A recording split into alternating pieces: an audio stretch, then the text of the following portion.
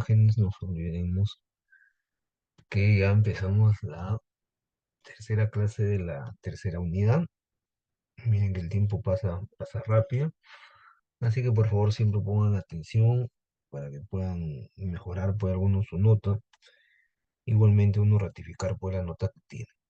Entonces el día de hoy vamos a revisar tanto la anatomía y la patología de hígado, ¿no? Vesícula, vías biliares y páncreas, ¿no? Es un capítulo bien extenso por eh, las patologías que también tienen bastante prevalencia, como son en las patologías, por ejemplo, en caso de lo que es la cirrosis hepática, la colecistitis aguda, ¿no? Las neoplasias, inclusive de vías biliares, y también vamos a ver el día de hoy la pancreatitis, ¿no? Que ustedes tienen que saber reconocer por la importancia que tienen, ¿no? Y el impacto que van a tener también en su desarrollo, ¿no? Su evolución clínica. Y donde las imágenes tienen también un papel, muy importante. Entonces vamos a ver primero hígado, no olvidarse que hígado es un órgano muy importante desde el punto de vista anatómico, tiene dos hilos, ¿no? Por un lado el hilo superior, donde nos vamos a encontrar las venas suprahepáticas, no olvidarse que se unen a la boca inferior, por eso la importancia de la fisiopatología, de reconocer cuando hay enfermedades hepáticas, también van a repercutir en el corazón, por esa comunicación que tiene con la vena cava inferior. Y en el otro hilo, el hilo inferior, donde vamos a compartir la arteria hepática, la vena porta y los hepáticos comunes, ¿no? También conocido este hilillo como la porta hepática. No olvidarse también que en el hígado, la- único, ¿no? De que vamos a encontrar cinco sistemas circulatorios. Por un lado, la arterial, que básicamente va a estar dada por la arteria hepática, ¿no? La venosa aferente, la que vimos en el hilio inferior, que es la vena porta. La venosa aferentes, que son las venas suprahepáticas, las que se encuentran en el hilio superior. El linfático y el biliar, que es uno de los que no cuentan otros órganos, que es el aparato excretor, que como ustedes saben, produce la bilis. Entonces ahí tienen ustedes, ¿no? Esperen un ratito para poder buscar el puntero.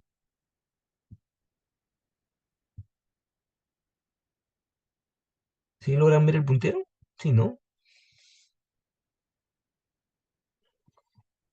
En Sí, alguno de ustedes, sí se logra ver el puntero, ¿no?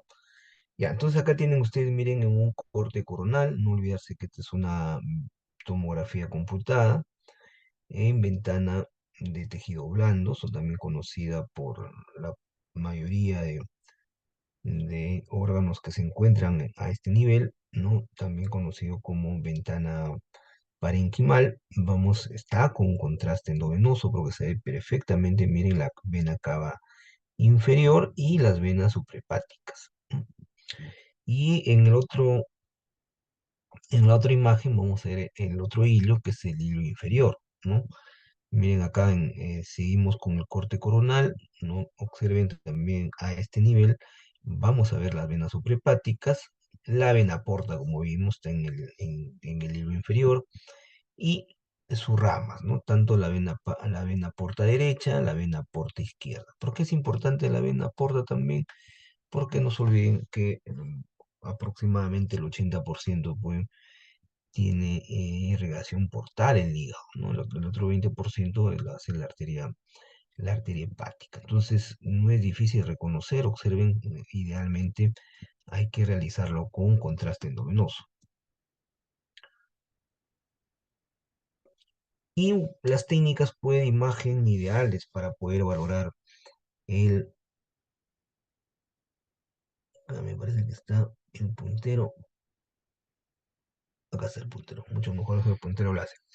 Entonces, las técnicas de imagen para valorar el hígado, no se olvidarse, es la ecografía, sigue siendo la técnica de inicio para valorar en el algoritmo diagnóstico, no olvidarse. Pero el gol estándar, que siempre le va a preguntar en los exámenes, es la tomografía computada. No olvidarse que es la que mejor rendimiento, justamente hemos puesto como ejemplos, ¿no? Tanto el hilo superior como el hilo inferior, ¿no? Donde la tomografía tiene mayor rendimiento. La resonancia magnética tiene indicaciones muy puntuales, por ejemplo, una de ellas es en caso de valoración de masas, el hemangioma hepático, por ejemplo, es una de sus mejores indicaciones. E igualmente, pues, para la valoración de metástasis hepáticas, que hoy por hoy es la técnica un gol estándar para valorar metástasis. Y en caso de la medicina nuclear, vamos a ver, hemos dicho que es una técnica que ofrece, pues, información funcional, tanto como la técnica del SPECT-CT, igualmente la técnica PET-CT, que nos ayuda mucho para abordar patología difusa y también neoplasias. Entonces, cuando nosotros vamos a utilizar la ecografía, ¿no? Realizar una ecografía hepática, tenemos que hacer una evaluación sistemática, no solo es una cosa como hemos visto en otros órganos, ¿no? Tener una forma ordenada de cómo poder evaluar, ¿no? Hacer una lectura eh, e interpretación radiológica. Entonces, primero lo que vamos a revisar es el volumen, ver pues cómo es la morfología hepática, ver sus bordes, los ángulos, que vamos a ver que generalmente en patología, hepatopatía difusa, esto va a modificarse. Igualmente, la característica del parénquima, muchos de los autores que han escrito respecto a la ecografía hepática lo consideran su parénquima isoecogénico, ¿no? Es más, me sirve a mí para poder comparar las demás estructuras, para ver si es hiperecogénico o es hipoecogénico o anecogénico. Entonces, al hígado se le considera como una ecogenicidad ISO, no se olviden eso. Luego tenemos que evaluar la vena porta. La vena porta no debe tener más de 15 milímetros de diámetro. Es importante esto de saber el diámetro para poder valorar si el paciente puede estar haciendo también una hipertensión portal. Por eso es importante la medición. Luego tenemos el colédoco para ver la vía biliar común. El colédoco no debe tener como diámetro de 7 milímetros. Tanto la vena porta, el colédoco y los conductos intrahepáticos, su lumen lo vamos a visualizar anecogénico, no olvidarse. De la misma manera también, obvio, cuando uno evalúa las venas suprahepáticas y la vena cava inferior, también su contenido, como hemos revisado, sistema cardiovascular, su lumen es anecogénico, las paredes, no se olviden que es hiperecogénica, ¿recuerdan cuando vimos también las capas o túnicas de los vasos? Entonces, en el volumen hepático lo que vamos a valorar en primer lugar es el diámetro longitudinal. Si ustedes cogen la línea media clavicular, ¿no? Pues, no debe pasar pues los 12 centímetros, ¿no? Sus bordes son completamente regulares, sus ángulos inferiores son agudos, inclusive a la palpación. Uno cuando se logra acostumbrar en el examen físico lo va a poder palpar los bordes y estos son completamente agudos. Y como les comentaba, pues el parénquima tiene ecos finos que son regulares, ya les dije, ¿no? Están en la escala de grises de color un gris medio y esto va a estar interrumpido por vasos venosos portales y suprahepáticos. Y una cosa importante por el tipo de tejido que tiene, que es un tejido conectivo, la cápsula de Gleason, pues lo vamos a ver de manera lineal, hiperecogénica, no se olviden. Entonces ahí tienen, miren, el, el hígado valorado por ecografía. Observen, su parénquima es completamente isocogénico. También, como ustedes ven, va a contener pues, estructuras, ¿no? Ya sean vasos o los mismos conductos intrahepáticos. Observen acá, me sirve también de mi referencia. Miren el famoso 2 que es el seno renal, esto viene a ser el riñón, K de kidney, riñón, y miren su cortical. Y yo puedo también comparar, no olvidarse que la estructura más ecogénica del abdomen es el seno renal. Por eso ustedes miren, comparen, ¿no? Con el parénquima hepático. No se olviden la línea medioclavicular, Esto no debe pasar pues, entre 10 a 12 centímetros. Y acá en la parte más inferior, observen, ¿no? Estamos en el lado derecho, no se olviden, el hígado, su ubicación es en el lado derecho, es que no hay hay un situs inversus, ¿no? Obvio que lo normal es que esté en el lado derecho. Miren, acá está el hemidiafragma derecho, ¿no? Que como lo ven ustedes, lo visualizamos hiperecoico. Y el parénquima por tomografía, como ya les comentaba, ¿no? Dentro de lo que es, ¿no? Esta técnica, ¿no? Nos va también a servir para poder hacer, ¿no? Comparar con los demás órganos. Si ustedes se dan cuenta, esta tomografía computada está con el contraste endovenoso. Siempre ya les he dicho, nos vamos a ubicar nosotros en la aorta. Observen, miren la aorta, acá están los pilares hemidiafragmáticos, las cruras también se le conoce como diafragmáticas. Por acá miren está el páncreas, el vaso, acá está el hilio esplénico. Observen el estómago que también tiene contraste por vía oral, miren cómo se visualiza hiperdenso. Acá está la vena porta, acá está la vena cava inferior. Observan, y esto que ven ustedes es la estructura pues, hepática, y no olvidarse que nosotros lo vamos a dividir el lóbulo izquierdo del lóbulo derecho, está en inglés el right lobe y el left lobe, por el ligamento, como ustedes, falciforme. El ligamento falciforme nos divide el lóbulo izquierdo del lóbulo. Entonces ustedes miren su densidad que tiene. Normalmente la densidad del hígado, medida en unidades Hansfield, es aproximadamente de 40 a 60 unidades Hansfield, ¿no? Y con ustedes completamente homogéneo, obvio que básicamente lo que vamos a ver, algunas estructuras que son tubulares, corresponden pues a los vasos. Muchos de los autores, como les comentaba, cuando no utilizamos nosotros sustancia de contraste, lo vamos a visualizar isodenso, ¿no?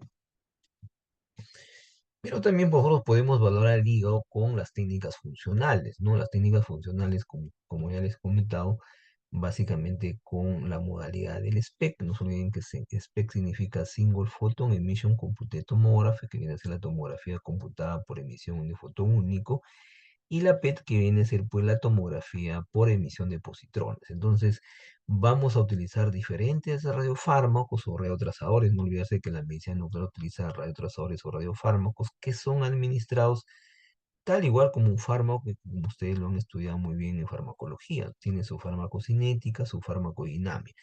Entonces miren, por ejemplo, este trazador que es el sulfuro coloidal. Igual vamos a ver acá pues la función retículo endotelial, ¿no? Con un fármaco que es muy específico para hablar, pues, en este caso, la célula de Kupffer, ¿no?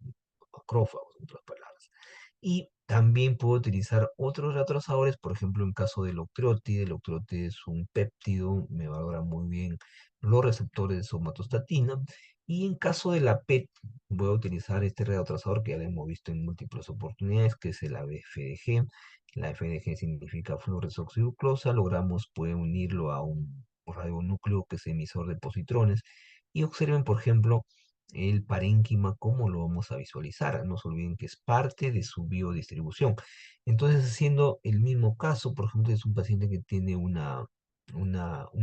tumor neuroendocrino y que ha hecho metástasis al hígado. Entonces, miren cómo, por ejemplo, en este estudio lo vamos a visualizar pues, como un defecto de captación bien focal en cuando utilizamos el octrótide. Miren cómo esta lesión expresa todavía receptores de sotomostatina, y en la PET, como lo vamos a ver, pues como una lesión pues bastante focal, ¿no? Hipermetabólica, o también con alta actividad o una intensa actividad metabólica. Como les comentaba, la vena porta va a ser una banda, ¿no? De 10 a 12 centímetros, no se olviden como una regla mnemotécnica. Su diámetro, ya les dije que va de 12 hasta 15, algunos autores, pero ahí tienen ustedes ven hasta 12, 14 milímetros, como ya les comenté. Y no se olviden que es la unión de la arteria mesentérica y de la esplénica, ¿no? Que básicamente va a dirigirme al mismo cuello pancreático, ¿no? Y sus paredes ya también les hemos mencionado, ¿no? Como es un vaso, lo vamos a visualizar hipericoica, bien regular, homogénea. Cuando ya ingresa al parénquima, ya también les expliqué, se va a dividir pues, en dos ramas, ¿no? La derecha y la izquierda. Y también, obvio, las mismas ramas, estas se van a dividir en segmentarias, ¿no? Con paredes también igualmente hiperecoicas y hasta a partir de eso van formando las venas suprahepáticas. Entonces ahí tienen ustedes, miren la vena porta, acá tienen ustedes el esquema bien didáctico. Miren el parénquima hepático, miren acá está el ligamento falciforme, como ya les dije, tiene que alrededor del ligamento pues hay grasa, ¿no? Y en primer lugar, este es el famoso Mickey Mouse, la imagen de Mickey Mouse, miren su nariz, los ojitos que vienen a ser por un lado el conducto biliar común, ¿no? Parte del colédoco, la arteria hepática que sería la otra orejita y la nariz que sería la vena porta, ¿no? Y más inferior la vena cava eh, inferior, que ustedes también anecoico, y acá en este caso su ubicación sería pues de la aorta. Entonces no ven ustedes que no es complicado saber, pueden identificarse, no se olviden que el lumen es completamente tanto de los vasos como del conducto biliar común anecoico. Luego pasamos al colédoco, también les mencioné que máximo esperamos el diámetro del colédoco de 7, otro número cabalístico, no se olviden, localizado pues por delante y algo a la derecha de la vena porta, y discurre en forma paralela, ¿no? No se olviden que es la reunión del conducto hepático común con el cístico. Volvemos nuevamente a la imagen del Mickey Mouse, también miren en una ecografía bidimensional en escala de grises, observen la vesícula, está bien distendido, con su pared hiperecoica, ¿no? 2 hasta 3 milímetros de espesor su pared. Observen la vesícula, les voy adelantando, miren, se observa muy anecoica. La vena cava inferior, la vena porta, que sería la nariz, ¿no? Y igual miren, el conducto colédoco común, también anecoico, y la arteria hepática, que sería en la otra orejita. Justamente ustedes ahí tienen la leyenda para que puedan ubicarse. Y los conductos intrahepáticos normalmente no se pueden visualizar, aunque ahora ya con los nuevos ecógrafos que tienen mucho mejor resolución, ya lo podemos ver, porque los conductos hepáticos pues son milimétricos, ¿no? Pero igual tiene las mismas características, se visualizan anecoicos, ¿no? Por eso que es importante el Doppler a color para poder ver, diferenciar si es un conducto, ¿no? En este caso intrahepático, o se trata básicamente pues, de un vaso. Entonces, por eso es importante la, el Doppler, el ecodoppler. Y las venas suprahepáticas, no se olviden que son tres, lo van a dividir, justamente las venas suprahepáticas nos dividen los segmentos, ¿no? Los segmentos superiores, ¿no? El segmento en este caso del 4 el 5 y el 7. Por eso que lo vamos a dividir en derecha, intermedia, izquierda. Drenan en la vena cava inferior por el bulbo hepático superior, como ya lo vimos en una de las imágenes. Solo en la rama derecha se visualiza la pared hiper, hiperecogénica. Entonces ahí tienen ustedes, miren el hilo suprahepático, donde están las venas suprahepáticas, ahí tienen, miren que drenan en la vena cava inferior. Ahí tienen ustedes la izquierda, ¿no? La media y la derecha, ¿no? Completamente, miren también la ecogenicidad. Y su contenido, como ya lo estamos observando, se visualiza pues anecoico. Pero también pues, nosotros podemos evaluar el hígado, ¿no? Ustedes siempre lo van a pedir así cuando ya sean médicos o bueno, de repente hagan su residencia o como médicos generales, no, la tomografía computada idealmente debe ser con contraste. Entonces siempre uno debe solicitar la famosa tomografía computada hepática dinámica, ¿no? ¿Por qué dinámica? Porque vamos a hacer primero una adquisición precontraste y luego vamos a ver las diferentes fases, ¿no? La fase arterial, la fase portal o venosa y la fase tardía, ¿no? Entonces, en esta serie de imágenes, el hígado lo vamos a ver completamente por el parénquima homogéneo y de acuerdo a las fases se ven los distintos vasos, ¿no? No se, como ven ustedes, no se visualizan los conductos intrahepáticos. Los conductos intrahepáticos lo vamos a visualizar cuando se alteran por alguna patología. Y vamos a ver también que con la tomografía puedo yo ver todas las relaciones anatómicas, ¿no? Por ejemplo, como en este caso, ya también lo vimos, hace ratito esta imagen, observen el parénquima por tomografía, ¿no? lo vamos a ver pues completamente homogéneo. Ya le dije, el ligamento falciforme me va a dividir el lóbulo izquierdo del lóbulo derecho. Me puede servir también, miren, la vesícula biliar, que ustedes lo están viendo acá, pues se visualiza hipodensa, no regular y también homogénea.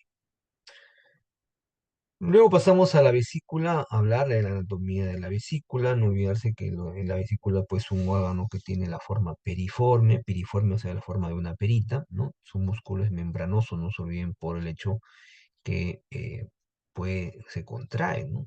Se contrae, se dilata, ¿no? Porque uno también lo puede calcular la fracción de eyección, ¿no? De igual se aloja en la fosita, no se olviden, cística, y lo vamos a dividir pues en el fondo, el cuerpo y cuello, ¿no?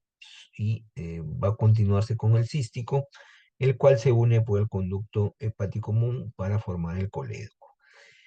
Ahora, la bilis, como ustedes lo han estudiado también en el curso de fisiología, ¿no? Más o menos produce entre 500 y 1000 centímetros cúbicos cada 24 horas. Eso también va a depender mucho, pues, del tipo de alimentación. Entonces ahí tienen, miren la vesícula, también el gol estándar para poder evaluar la vesícula sigue siendo la ecografía. No hay mejor técnica para poder ver, evaluarla. Y si ustedes se dan cuenta también esta ecografía en escala de grises, observen, miren, la vesícula está bien distendida, va a depender mucho uno, para poder siempre hacer una buena evaluación de la vesícula, se le dice al paciente que consuma alimentos grasos y miren cómo lo podemos distender la vesícula, ¿no? Una distensión adecuada y su contenido, como ustedes ven, pues completamente anecogénico. Y observen su pared, ¿no? Ya les dije máximo 2, 3 milímetros de espesor de la pared. Y sus partes de la vesícula, como ven ustedes, primero tenemos el fondo, el cuerpo, el infundíbulo, que es una continuación ya del cuerpo, y acá tienen ustedes, miren, el conducto cístico. Igual las otras estructuras también que tienen relación anatómica, observen la vena cava inferior y la vena porta, ¿no? Esa es sería en un corte longitudinal, pero podemos también nosotros verlo en un corte transversal, y no solamente la membrana, la pared, mejor dicho, de la vesícula biliar, no solamente tiene su capa muscular, como ustedes están viendo, sino también tiene, mira, una capa mucosa que tiene una ecogenicidad incrementada, ¿no? Luego viene, miren, la capa muscular, como hemos visto, el músculo siempre lo vamos a visualizar hipocogénico por el tipo de tejido que tiene. Y miren la serosa, ¿no? La serosa es una capa la más externa. ¿Y cuánto tiene de dimensiones? Acá se le ha medido, mira, tiene 1,6, como le dije, 2 milímetros aproximadamente del promedio de la pared vesicular. En este caso la pared está, como ven ustedes, contraída, no está distendida. Y por tomografía computada, como ya lo vimos en algunas imágenes anteriormente, observen, lo vamos a visualizar hipodensa, observen, tiene un ligero realce, pero es muy, muy tenue el realce de su pared. Pero lo interesante, como ven ustedes, que el contenido lo vamos a visualizar, pues, homogéneo. Entonces vamos a ver justamente en la próxima clase, en la siguiente clase, mejor dicho, ¿no? De las patologías de la vesícula, lo vamos a dividir en patología de la pared y patología del contenido. Y en caso de las vías biliares, ¿no? Para terminar esto de las relaciones anatómicas que tiene, pues, el hígado, la vesícula y las vías biliares, ¿no? Entonces ahí, como ya les dije, para poder nosotros evaluar los conductos intrahepáticos, no lo podemos hacer con cualquier ecógrafo, se requiere, pues, ecógrafos que tengan traductores mayores de 3,5 MHz. Lo que sí podemos evaluarlo bien, pues, son los conductos extrahepáticos, ¿no? Que se originan, pues, en el hepático, no mediante los conductos derecho y izquierdo, los cuales sirven para formar el conducto hepático común, y este se va a unir al cístico para formar el colédoco. Eso no es una cosa difícil, pero las porciones del colédoco son cuatro, como ustedes ya también lo han repasado esto en anatomía. Tenemos la región supraduodenal, ¿no? Cuando digo las relaciones anatómicas también están, como ya revisamos en la clase pasada. ¿no? Con el marco duodenal. ¿Se acuerdan del marco duodenal? Que justamente ahí termina pues el duodeno. Tiene también una porción retroduodenal, la intrapancreática, no se olviden, y la intersticial. Por eso que vamos a ver cuando hay patología duodenal, ¿no? Pancreática o también del mismo colédoco, vamos a ver diferentes signos clínicos para poder hacer una mejor evaluación del paciente. Entonces las técnicas, en este caso ya cambiamos, ya no es la tomografía computada, como vimos la técnica ideal en el hígado, o como la ecografía, no se olviden la técnica gol estándar para la vesícula. En caso de las vías biliares, el gol estándar es la colangioresonancia, pregunta que vino hace 2 años en el INAN, no se olviden. La colangioresonancia es la técnica gol estándar para poder evaluar las vías biliares. Pero también podemos utilizar la tomografía computada, las técnicas de medicina nuclear, sobre todo el caso del SPEC. Y si nosotros queremos hacer también ya una evaluación, ¿no? Desde el punto de vista terapéutico tenemos el famoso CEPRE, ¿no? La colangiopancreatografía retrógrada endoscópica, ¿no? O también llamada el famoso ERCP en inglés, pero la colangiopancreatografía retrógrada endoscópica es una técnica ya invasiva. Entonces ahí miren el colédoco intrahepático, ¿no? Y observen la vena porta, la vena cava inferior y con ustedes pues el colédoco. Observen, miren colédoco, pero de la porción intrahepática, no está dentro del parénquima hepático. Observen también su lumen en esta ecografía bidimensional en escala gris, su pared que ya lo revisamos. Entonces uno hace la medición del colédoco intrahepático, esto no debe ser pues más de 5 milímetros, por eso que es importante siempre hacer las mediciones correspondientes. Y ahí tienen ustedes, miren la técnica de la colangioresonancia, que viene a ser pues el gol estándar. Entonces la técnica de la colangioresonancia, una de sus grandes ventajas que tiene, es que no hay necesidad de utilizar sustancia de contraste, no se olviden, solamente se utiliza con suprimiendo, y como van realzando, como ustedes ven acá, miren el 5 que viene a ser el colédoco acá definitivamente está dilatado por la presencia, miren, de este cálculo que está obstruyendo. Pero no solamente me dilata el colédoco, sino también, si ustedes se dan cuenta, me dilata el conducto de Wilson o el conducto principal, en este caso del páncreas, ¿no? Miren ahí las relaciones anatómicas, observen acá, como les mencionaba, este es el marco duodenal, ¿no? El marco duodenal, la primera porción, la segunda, la tercera porción, donde uno puede dar una buena información. Entonces, no olvidarse que el gol estándar para poder evaluar las vías no billares es la colangioresonancia. Pero también puedo hacer estudios de función, como ya hoy vimos en caso de ese paciente de tumor carcinoide. Entonces, igual en hígado y vías biliares, ¿no? Utilizamos otra sustancia que en este caso, otro retrotransor, que es los derivados SIDA, ¿no? El ácido diacético. Logramos también marcarlo muy bien con el tecnecio 99 magistral. Entonces, nosotros lo vamos a evaluar de manera no secuencial, las imágenes dinámicas, digamos, ¿no? Como ven ustedes, cada 5 minutos, bueno, en este caso hasta cada 20 minutos se pueden hacer el protocolo, ¿no? El protocolo más largo hasta 60 minutos. Normalmente el protocolo son 30 minutos. Y vamos a ver las diferentes fases. Cuando uno sospeche, por ejemplo, como ven ustedes acá, no logro visualizar pues la vesícula, significa que hay una, ¿no? Colicistitis aguda, ¿no? Que está obstruyendo el conducto cístico, pero también puede ser por otras causas, por ejemplo. Hay sospechan, nosotros no vemos a la vesícula acá, si ustedes se dan cuenta, por ningún lado se ve la vesícula. Todo esto lo que ven ustedes es el conducto colédoco.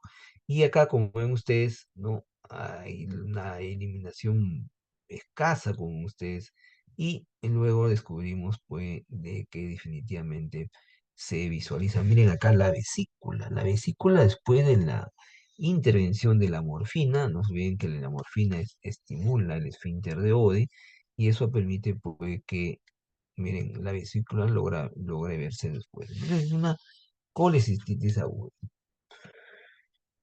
¿no? Y en caso de las técnicas generalmente ya invasivas de las vías biliares, podemos utilizar nosotros la colangiografía endovenosa, pero no olvidarse que la ideal es la colangiopancreatografía retrógrada endoscópica, ¿no?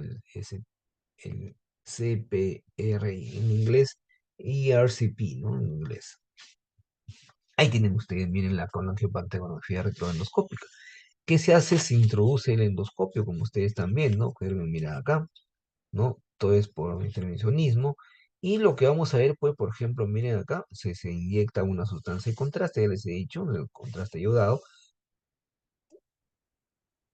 y vamos a ver algunas estructuras. Por ejemplo, como el caso del 3, miren el conducto de Wilson, muy didáctico, ¿no? Acá hay algo a este nivel, que realmente no es la técnica ideal, pero debía haberse continuado. Acá tienen, miren, conducto colédoco, ¿no? Y lo dividimos en sus dos grandes ramas, ¿no?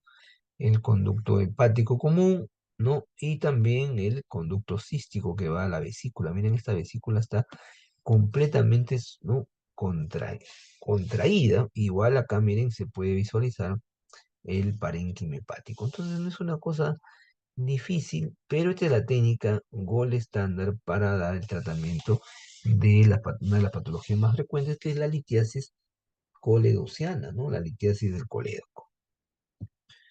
Y por último, la anatomía pues, del páncreas, ¿no? El páncreas, como ustedes saben, es un tumor, es un órgano, ¿no?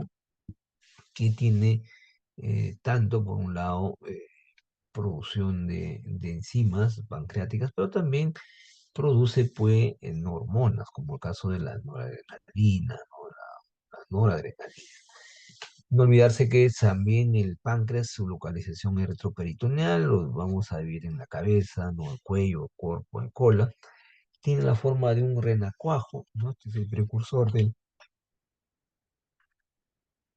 la ranita, ¿no? Y mide, miren, volvemos nuevamente a la regla mnemotécnica del 12, ¿no? Igual como el páncreas, que medía 12, el hígado, disculpen, a 12 centímetros, y la cabeza, pues, así como la cola, son las que tienen mayor dimensiones. Vamos a ver en la cabeza, cuerpo y cola, ¿no? Entonces, gol estándar, no olvidarse de, para evaluar el páncreas, es la tomografía computada con contraste luminoso idealmente. Luego la resonancia, pero también puedo yo valorar la patología hepática con la ecografía. Ahí tienen, miren, un esquema muy didáctico, ¿no? Para que ustedes se puedan ubicar dónde está el páncreas. Se lo voy a poner desde acá, miren, ¿no? Acá tienen ustedes, miren, la vena cava inferior, ya vimos la vesícula, el parénquima hepático y algunas de las estructuras que vamos a ver acá, miren, el, la vena porta, por ejemplo, acá observen, ¿no? La 4 que viene a ser la vena cava inferior, ¿no? Acá tienen ustedes, me he olvidado el hígado, el parénquima hepático, que ya les dije que lo vamos a visualizar isodenso, y eso, isocogénico, disculpen. Y también, pues, acá tienen ustedes, miren, la cabeza del páncreas, ¿no? Más acá está el proceso insunatis. Y acá tienen ustedes, miren, el cuerpo, ¿no? El cuerpo del páncreas. Toda esta estructura viene a ser el páncreas, miren, el cuerpo y la cola, ¿no? El cuerpo y la cola. Entonces, muy bien, uno lo puede evaluar. Pero el gol estándar, no olvidarse para evaluar el páncreas es la tomografía computada. Miren la resolución que tiene, ¿no? Yo puedo ver, miren la cabeza, acá está el proceso incinatum, la vena cava inferior, tengo una fase arterial, ¿no? Porque ustedes lo ven, se visualiza bien hiperdensa, en este caso la aorta. Entonces acá tienen, miren, la arteria mesentérica superior, ¿no? La vena esplénica, que se ve perfectamente acá también, miren, ¿no?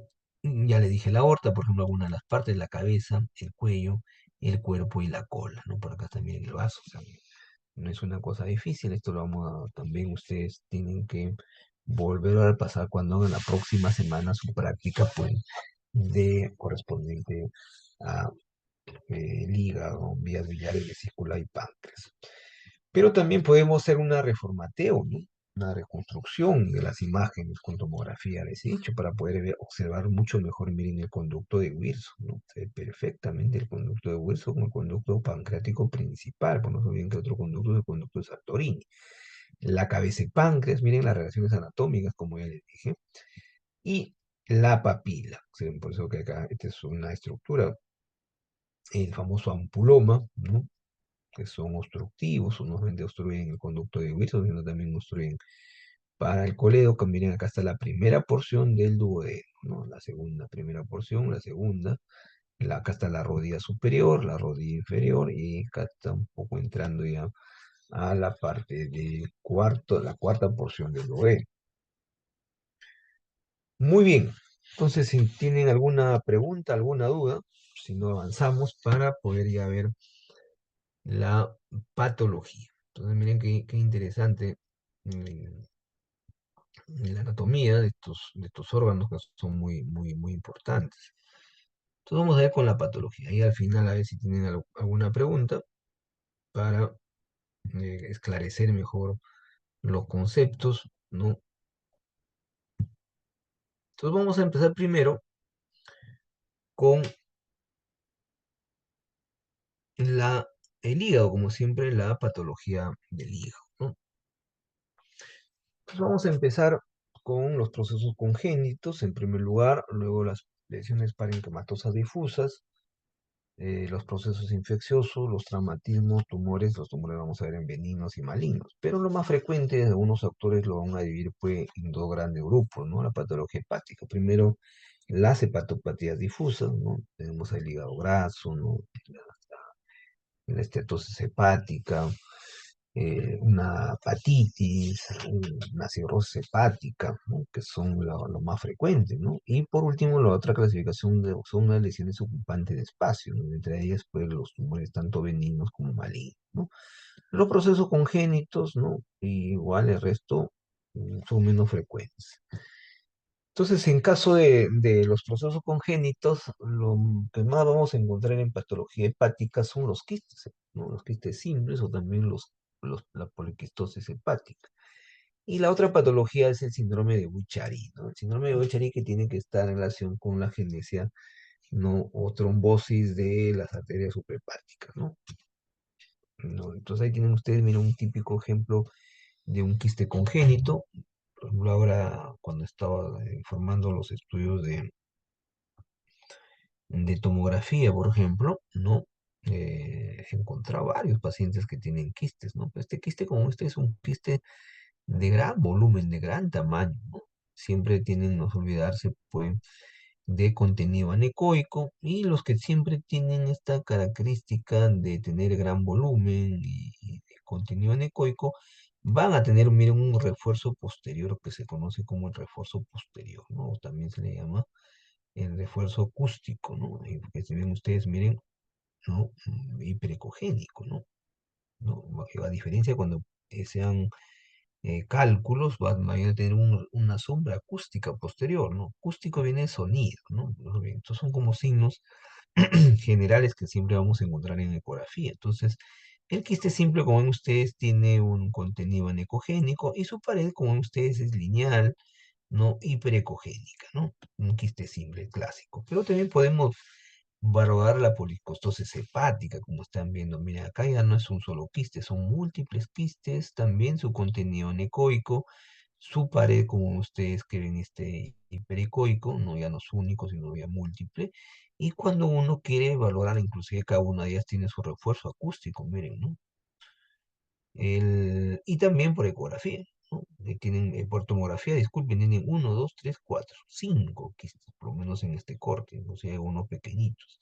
Y esto lo que está señalando la flecha negra viene a ser, pues, el, la vesícula que lo vemos, hizo hipodensa.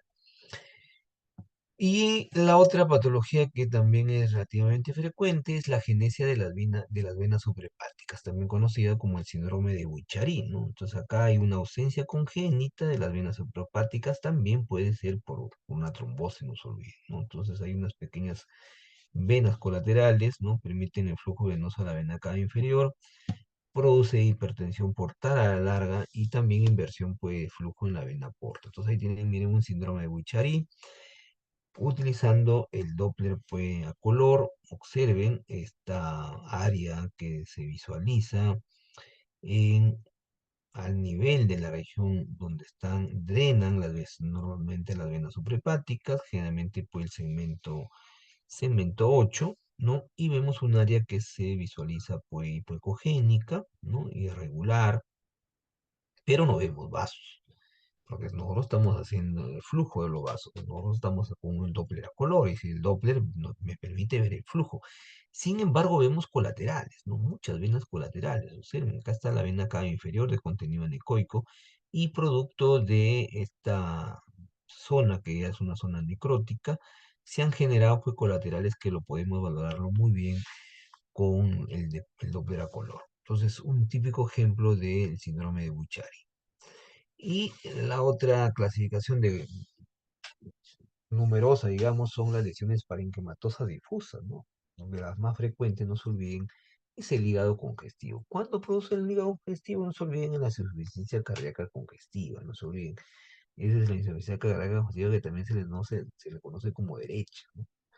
Me puede también ser producido una lesión por una trombosis de la vena cava inferior, ¿no? Entonces, a la larga me produce también un hígado congestivo. Por eso les mencionaba, dentro de la evaluación sistemática, tengo que evaluar también los vasos, medir los vasos.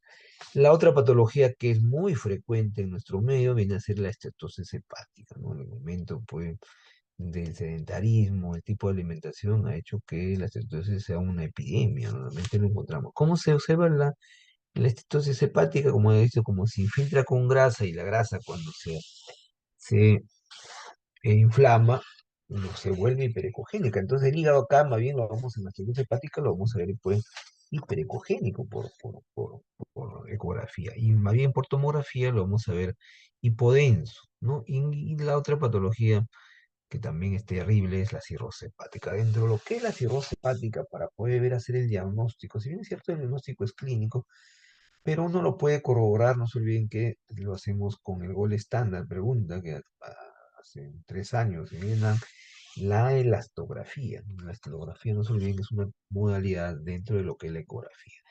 Entonces, ¿qué signos vamos a encontrar nosotros en el hígado congestivo? Lo más importante, pues, el aumento del volumen del hígado, o sea, hay una hepatomegalia, ¿no? Miren cómo su parénquima, ¿se acuerdan que les dije que era isoecoico? Normalmente, miren, ahora hasta se observa hipoecoico, ahí está, miren, hipoecoico se observa ahí.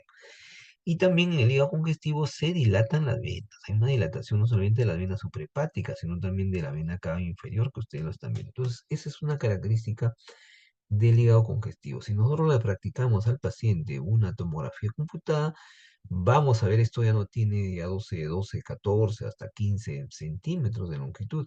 Esto definitivamente en la línea medio clavicular, eso definitivamente tiene más. Entonces, una hepatomegalia significativa, ¿no? ¿Se acuerdan? Le dije las venas que acabamos de ver ahorita, ¿no? Las venas, miren, tanto de la hepática izquierda, la media y la derecha. Acá tienen ustedes, miren, la vena cava inferior. Entonces, el hígado, como ustedes congestivo, lo vamos a visualizar, ¿no? Con un incremento de su densidad. Y la estetosis hepática, como les dije, también, miren, debuta con una hepatomegalia, así como también lo acabamos de ver en el hígado congestivo, ¿no? Pero en la estetosis hepática ya el parénquima no solamente está aumentado en el tamaño, sino que ya es irregular, ¿no? Esa es una de sus diferencias con el hígado congestivo, ¿no? Tiene atenuación posterior, luego vamos a ver los bordes todavía regulares, ¿no? Los ángulos aumentados de la amplitud. Y esto cada vez puede, conforme va avanzando, ¿no? En la estatosis hepática, pues, no va el hígado tranquilamente, puede llegar a una cirrosis hepática, ¿no? Otra cosa importante, en caso de la cirrosis hepática, no se ven signos, por ejemplo, de hipertensión portal. Entonces, miren, una cirrosis hepática, como ya les dije, el hígado, en vez de visualizarse isocogénico, acá aumenta su ecogenicidad por la grasa que se inflama. Miren, aquí se ve hiperecogénico. Por eso, miren, pobre penetración de las, ¿no? Al hígado, ¿no? Por eso hay que saber también hacer buenas ecografías. Por eso que no lo vemos muy bien acá en esta región, ¿no? Su parénquima, que debe ser pues completamente, ¿no? Normalmente, ya les dije, isoecogénico, pero en la estenosis hepática lo vamos a ver hiperecogénico. Y en la tomografía, en vez de ver más bien miren, acá está el ligamento falciforme, miren cómo se ve muy didáctico, acá está la fosita vesicular, y como ustedes ven, miren, se ve pues más bien hipodenso el hígado, ¿no? Y miren, comparen la densidad ¿no? Respecto al vaso, el vaso tiene mayor ecogenicidad, ¿no? Inclusive se han medido las unidades Hansfield.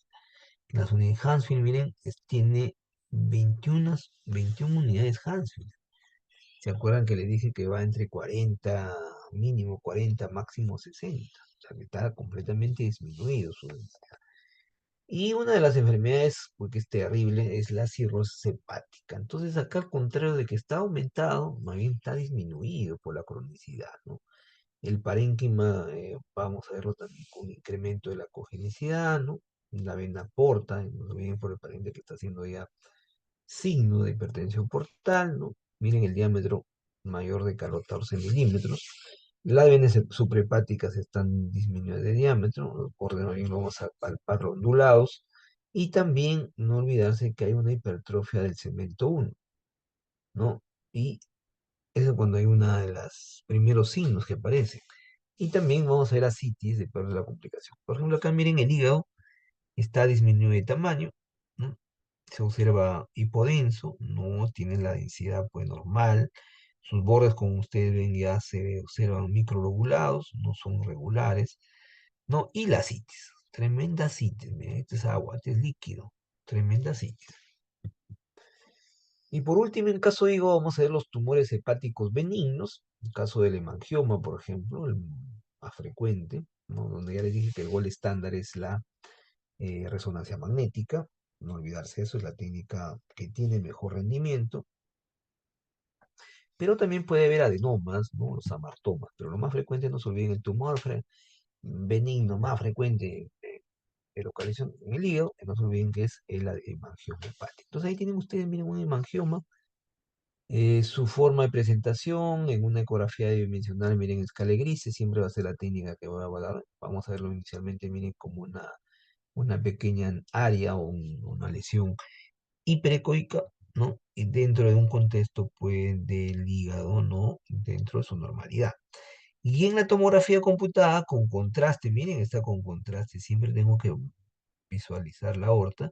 Vamos a ver que otro caso, esto es un hemangioma cavernoso, ¿no? Estos hemangiomas cavernosos puede ya de todas maneras sin síntomas, ¿no? Entonces ahí tienen ustedes, miren, un hemangioma cavernoso. Y como ya les dije, el gol estándar para poder valorar el hemangioma, por ahí puede ser una pregunta del examen, es la resonancia magnética. Entonces, siempre considerando las dos imágenes ponderadas, la imagen ponderada en T1, observen, ¿no? No sé, la lesión lo vamos a visualizar pues, hipointensa, ¿no? Este corte coronal, pero ya en T2, esto es un T2, lo vamos a ver, pues, como ven ustedes, hiperintensa. Y de los tumores, acá van a estar los cuatro jinetes de la Copalix, que vamos a ver ahorita, ¿no? Que son las neoplasias más terribles, ¿no? Son de manejo, la forma de presentación clínica que tienen muy aparatos. Entonces, en primer lugar, vamos a ver el hepatocarcinoma. El hepatocarcinoma viene a ser una masa compleja, ¿no? Con áreas, tiene zonas de necrosis, calcificaciones, ¿no? Se va a dilatar, pues, la vena cava, pero va a depender mucho de la localización, pero con mucha frecuencia hace estos síntomas, las complicaciones. Es muy prevascularizado, ¿no? Luego hay presencia de angiopatías y también puede haber metástasis a distancia. Por ejemplo, como esta masa, ¿no? Miren acá esta masa que como ustedes ven, pues una masa compleja, no heterogénea, el realce al contraste también es muy heterogéneo, observen acá, ¿no? Por eso que tiene zonas muy necróticas que ya no resaltan, realzan en la sustancia de contraste, su borde también es un poco irregular. Y también acá miren cuando utilizamos el contraste, también otra masa, miren ahí, pero sí acá logramos ver que la única diferencia con el otro caso es que lo vamos a dejar con predominante hipodenso, porque también tiene contraste. Claro, esta es una fase arterial y esta es una fase venosa. Miren, ya la arteria ya se biodistribuyó y está de manera homogénea en el sistema cardiovascular. Y como ya les dije, una de las patologías que es bastante frecuente son las metástasis hepáticas, ¿no? Las metástasis generalmente hepáticas, lo más frecuentes son los tumores de colon recto, mama, por ejemplo, que también me dan mucha frecuencia de metástasis hepática. pero no son distintas características, pueden ser múltiples, tanto las características morfológicas y estructurales, ¿no? Pues genera la planificación, ¿no?, de un órgano donde se generó. Como en este ejemplo, miren la gran cantidad de metástasis, ¿no? Hay las lesiones que se ven hipoecogénicas, ¿no? Un poco irregulares, que son múltiples, ¿no? Esta es una poliquistosis hepática, pero igual lo puedo valorarlo yo con la tomografía computada. Y observen acá la tomografía computada, vamos a ver las lesiones. Hay múltiples lesiones también de contenido hipodenso, ¿no? Que tienen un realce periférico a la sustancia de contraste. Luego pasamos a vesícula, ¿no? Entonces, en la vesícula lo que vamos a evaluar es la litiasis, ¿no?, que es muy frecuente en nuestro país por el tipo de alimentación, los procesos inflamatorios, los tumores, que lo vamos a ver tanto en benignos, el ejemplo más típico ahí es el pólipo y el carcinoma. Entonces, la litiasis vesicular, lo que vamos a ver pues son lesiones únicas o múltiples, hiperecogénicas, distienden muchas veces la vesícula, ¿no? La vesícula, miren, se ve anecogénica, sus paredes pues, hiperecoicas. Y acá, por ejemplo, justamente al ingreso del infundíbulo, ¿no? Vamos a ver un cálculo que ven ustedes pequeñito, pero tiene también su sombra, miren, este es la famosa sombra acústica posterior. Puede también haber, ¿no?, la presencia no solamente de un lito, sino de múltiples. Acá, por ejemplo, hay uno, dos, tres, ¿no? Miren cómo se va engrosando la pared, ¿no? ¿No? Hay un engrosamiento de la pared. Y observen en otro paciente con ecografía bidimensional, miren el barro billar, ¿no? El barro billar que tiene ecogenicidad, ¿no?, muy variable, tiene zonas, áreas hiperecoicas y áreas hipoecoicas. De los procesos inflamatorios, vamos a ver el más frecuente, que es la colicitis aguda, ¿no?, por el tipo también de alimentación que tenemos en nuestro país. La forma ya no va a tener la forma piriforme, sino va a tener una forma oval.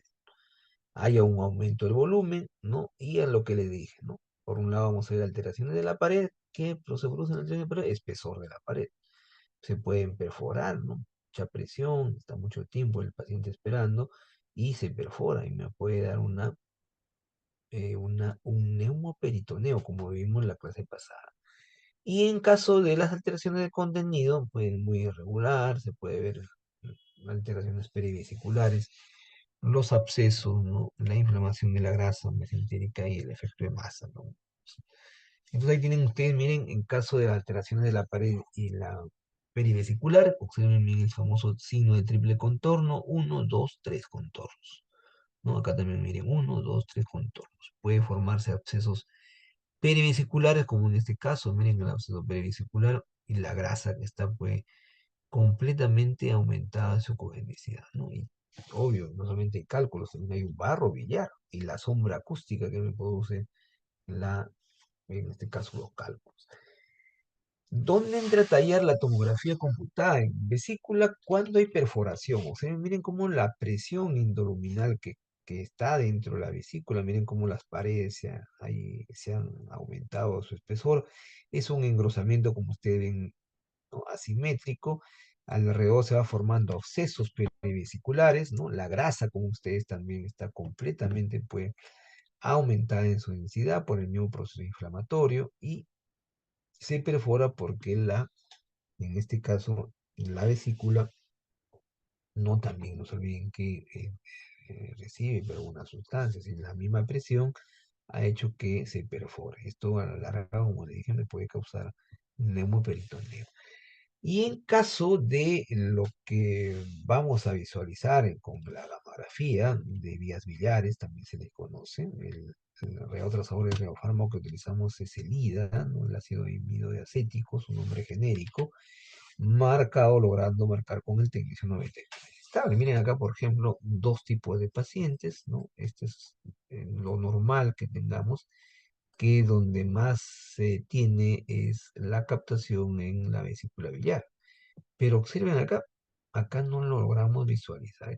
Otro paciente, ¿ah? Acá tienen, miren, el conducto biliar común.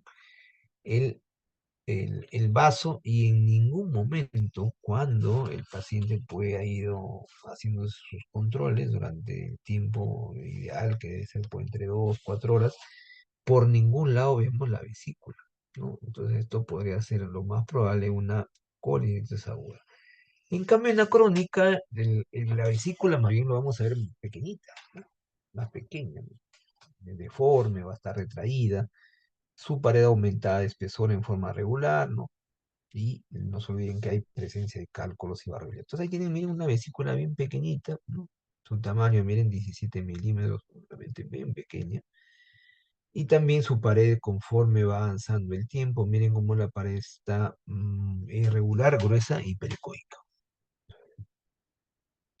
Y acá pasamos a una de las técnicas que lo mencioné al inicio de este capítulo, que forma parte también ya del arsenal de las técnicas de imagen en este gastrointestinal, igual en- en hígado, páncreas, es la ecoendoscopía. Miren, entonces la endoscopía, vuelvo a repetir, no utiliza en el mismo endoscopio un transductor para poder ver las diferentes capas, sino miren cómo puede identificar un cálculo pequeñito que normalmente podría pasar desapercibido. Entonces va a ser una lesión, como ven ustedes, hiperecoica o hiperecogénica, está adherida a la pared, miren una cosa importantísima, y esto de que está adherida significa que no invade la pared, no hay invasión de la pared, no solamente está adherida. Y obvio que el pólipo no es móvil para poder diferenciarlo de un cálculo. De repente el cálculo no es hiperecogénico, pero queremos ver pues, si este cálculo se moviliza o no se moviliza. Por ejemplo, en este caso el cálculo está adherido a la pared, no se moviliza. Entonces con eso concluyo que es un pólipo. Cuando estos pólipos ya no se olviden que son mayores de 7 milímetros, ¿no? Hay que tener bastante cuidado. Y en caso del carcinoma vesicular, el otro jinete de la apocalipsis, que no se ven que son los 4 jinetes, la primera fue el hepatocarcinoma, este es el segundo, que es el carcinoma de la vesícula. Vamos a ver que es un tumor pues, completamente agresivo, miren una imagen compleja, por no decir el factor más importante para el carcinoma vesicular es, ¿no? la vesícula de porcelana y también los cálculos, ¿no? Las hepatopatías, en este caso calculosas, que generalmente no lo pasamos por desapercibido. Entonces ahí tienen, miren, la gran cantidad de cálculos. Miren cómo la vesícula está ligeramente aumentada de su tamaño, pero los cálculos es lo que más llama la atención.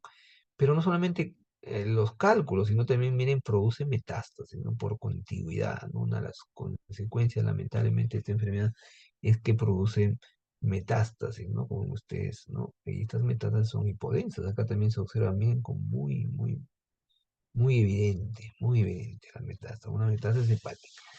Entonces, de las patologías de vías biliares, lo más frecuente, pues, son las malformaciones de la atresia, ¿no?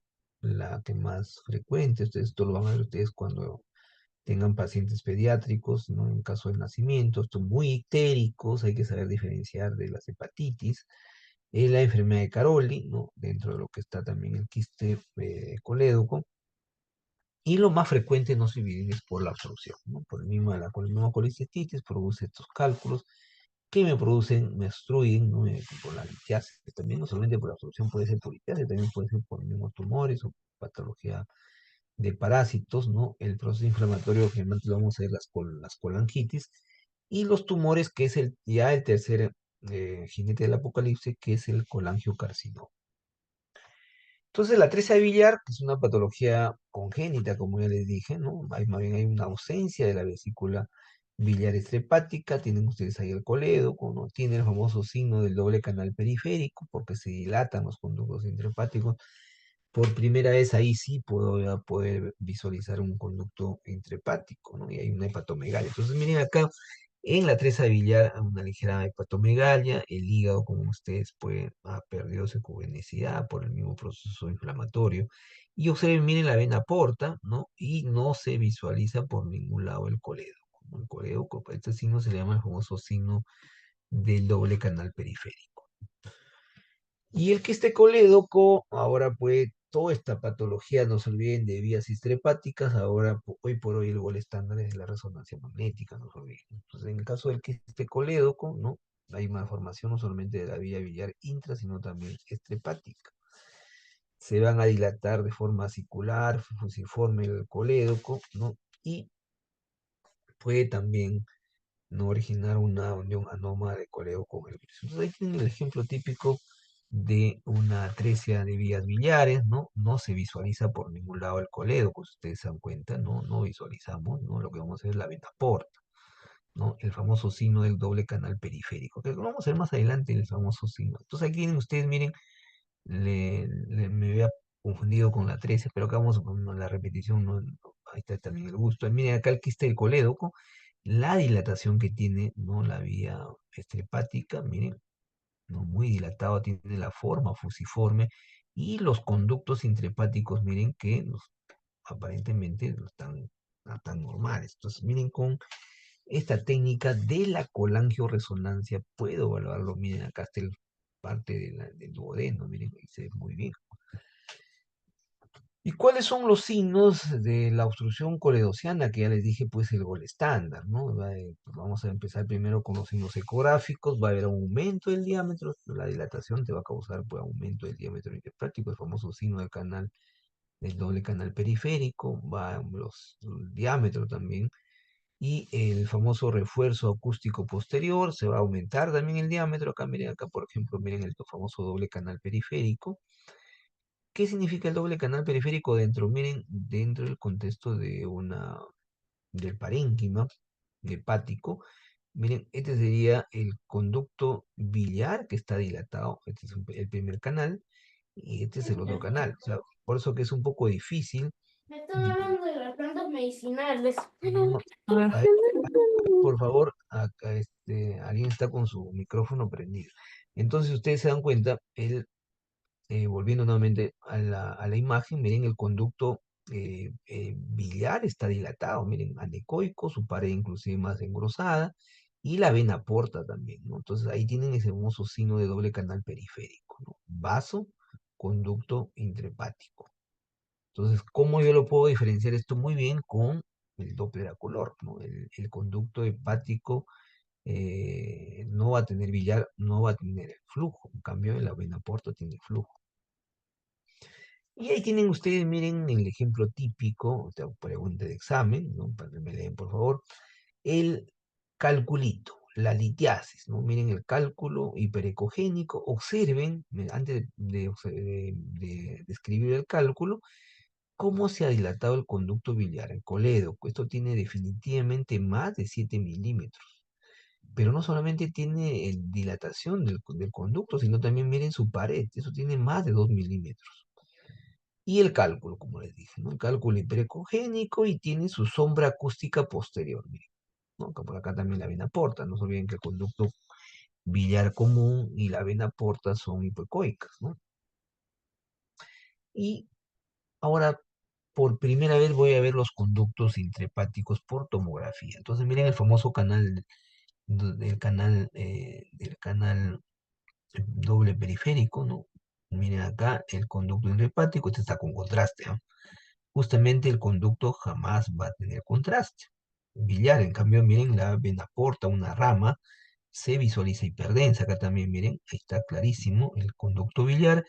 Y los conductos biliares acá que se ven pues, hipodensos están definitivamente no aumentados en su diámetro. Miren, bien, bien dilatados los conductos. Ese famoso signo del doble canal periférico. La litiasis coledociana, observen acá, esta es la colangioresonancia, que ya les dije el gol estándar para ver vías estrepáticas. Observen la vía biliar completamente dilatada y los múltiples cálculos, ¿no? Miren los cálculos, y también observen el conducto pancreático, el conducto de Wilson, que también está dilatado, ¿no? Igual no solamente dilatado el conducto pancreático o conducto de Wilson, sino también está dilatado las vías intrahepáticas. De los procesos infecciosos, vamos a ver el caso de la colangitis, ¿no? La colangitis como una de las patologías más frecuentes, ¿no? Generalmente por procesos inflamatorios, ¿no? Ahí tenemos una por ejemplo, en caso de los pacientes con VIH, por ejemplo, que hacen con mucha frecuencia la colangitis, la famosa triada de la colangitis, la famosa triada de Charcot.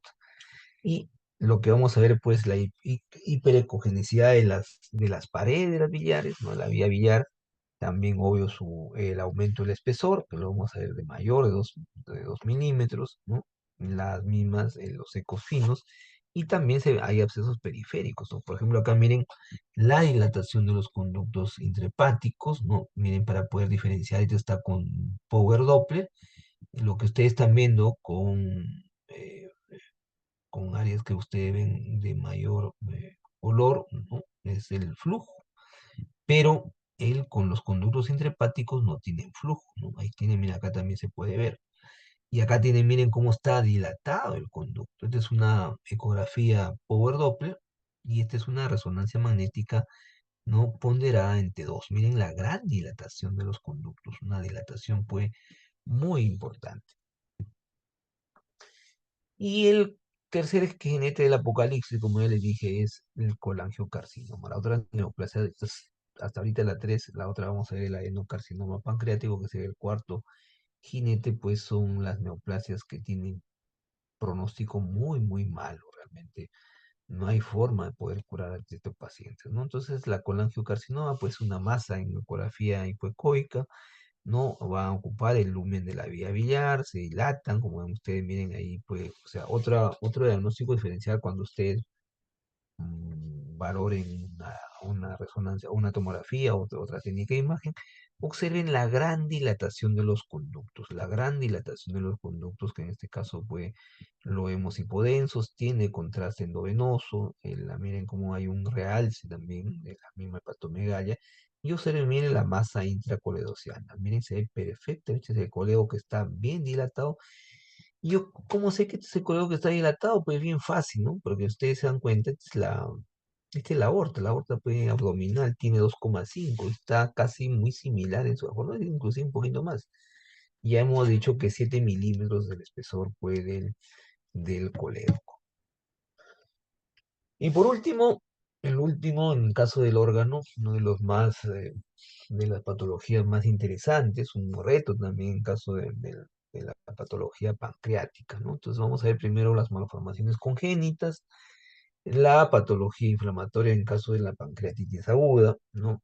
La crónica también. Y por último, los tumores benignos y malignos. De las malformaciones congénitas, por no decir lo más frecuente, es el páncreas anular, ¿no?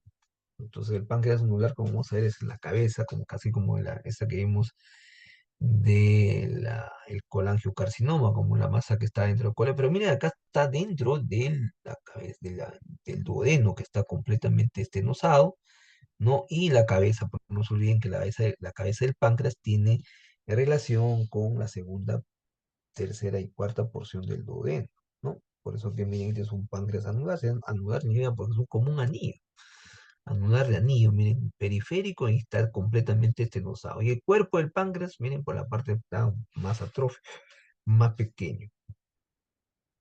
Y la pancreatitis aguda, ¿no? Es un reto, como ya les dije, saber diagnosticar una pancreatitis. Obvio que nos ayuda mucho el dosaje pues, de la amilasa, ¿no? De la lipasa, que son las enzimas pancreáticas que se elevan en esta patología. Y el reto justamente de la pancreatitis también que identificarla bien y manejarla bien, porque realmente el pronóstico, la tasa de mortalidad de una pancreatitis aguda es bien alta. ¿Qué sucede en una pancreatitis aguda? Como hemos visto en cualquier patología inflamatoria, hay aumento del volumen. Los bordes que normalmente son regulares, como lo vimos en la clase de anatomía, vamos a ver que se van a difuminar, ¿no? Se van a borrar, ¿no? El parénquima hipoecoico, hay alteraciones del conducto de Wilson, puede haber también líquido o colección líquido libre, ¿no? La masa de la grasa mesentérica también Entonces ahí tienen, miren el páncreas que lo veíamos, sus relaciones anatómicas, ¿no? Observen, miren cómo el páncreas está, su volumen está aumentado de tamaño. Miren cómo lo estoy recorriendo el páncreas. Normalmente el páncreas tiene una ligera hipocogenicidad. Acá el páncreas, más bien lo vamos a ver pues, hipoecoico, ¿no? Ha perdido su ecogenicidad, su textura, digamos. Y las colecciones líquidas, miren, para ver los famosos criterios de Baltasar con tomografía. Y vamos a hacer un buen repaso en la práctica también, los famosos criterios de Baltasar. Igual, miren, las colecciones líquidas. Y la grasa, como en todo proceso inflamatorio, como ya les he dicho, la grasa en ecografía lo vemos inflamada, es hiperecoica.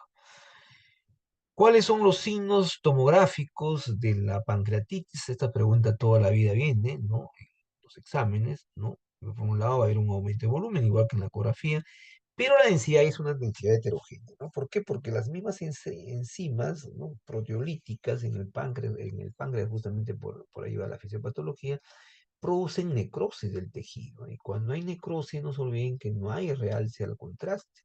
Los bordes se ven imprecisos, ¿no? Las colecciones líquidas son muy periféricas, puede haber hilo paralítico, o sea, obstrucción intestinal, se van formando pseudoquistes, como una de las complicaciones. Entonces ahí tienen ustedes, miren, los ejemplos típicos de una pancreatitis aguda cuando se va complicando, ¿no?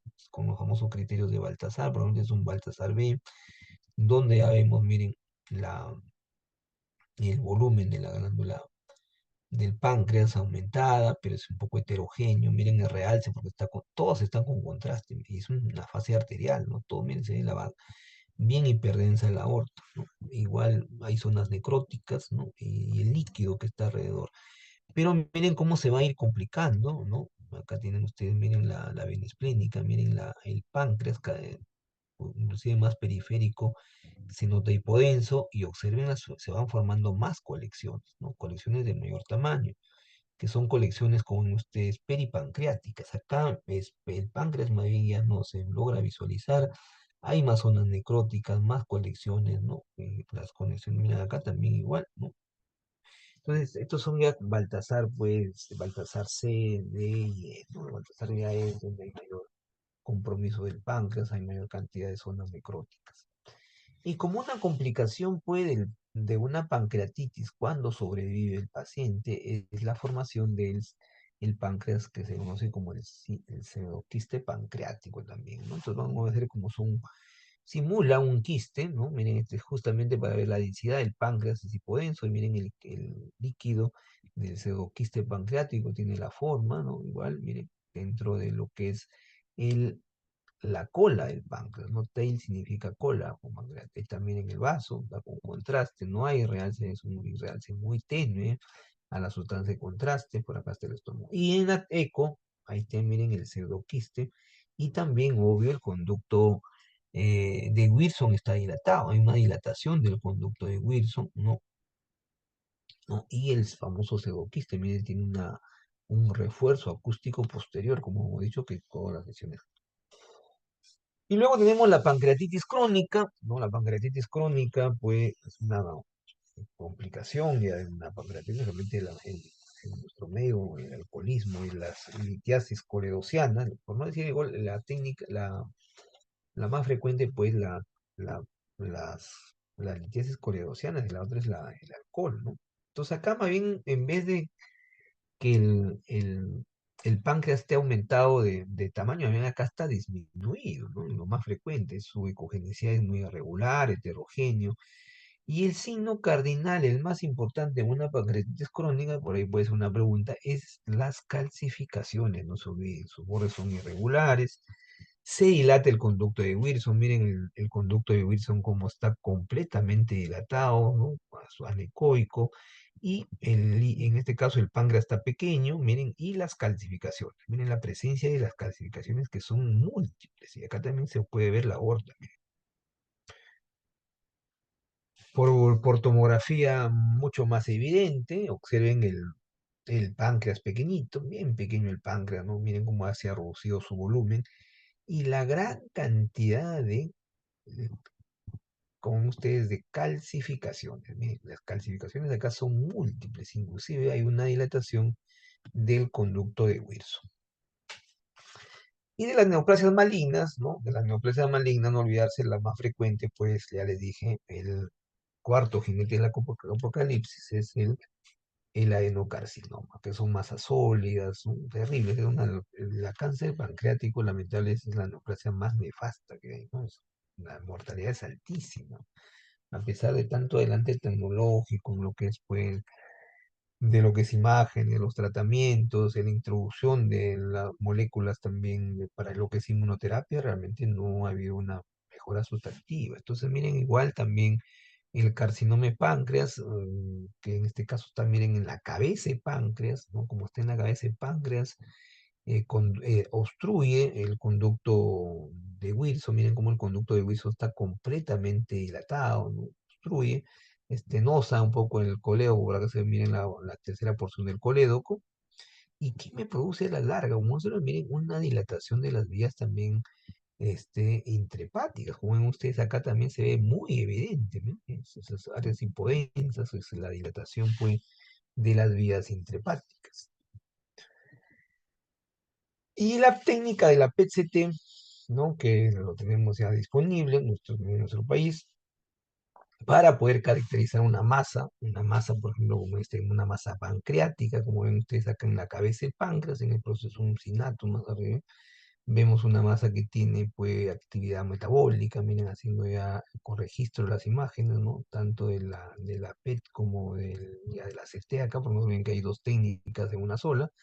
El trazador que utilizamos es el AFDG actualmente, ¿no? Y me puede caracterizar por una masa pancreática, que muchas veces la tomografía no me lo puede determinar. Muy bien, entonces vamos con las preguntas. Vamos a ver acá si están bien ustedes.